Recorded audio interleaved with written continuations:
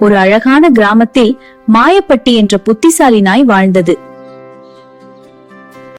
அந்த நாய் எல்லோருக்கும் உதவும் நல்ல நண்பன். ஒரு நாள் மாயப்பட்டி காட்டுக்குள் சென்றது. அங்கே ஒரு மந்திரமணி கிடைத்தது. இந்த மணி ஒலித்தால் அழகான கதைகள் வரும் என்று தெரிந்தது. ஆனா குழந்தைகள் சப்ஸ்கிரைப் செய்தால்தான் மணி ஒலிக்கும். உடனே எல்லா குழந்தைகளும் சப்ஸ்கிரைப் பண்ணினார்கள்.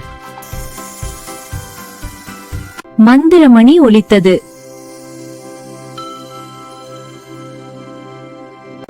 அழகான கதைகள் எல்லா வீடுகளிலும் சென்றன. நீங்களும் மாயப்பட்டி கதைகள் தினமும் பார்க்க சப்ஸ்கிரைப் பண்ணுங்க. பெல்ல அழுத்த மறக்காதீங்க.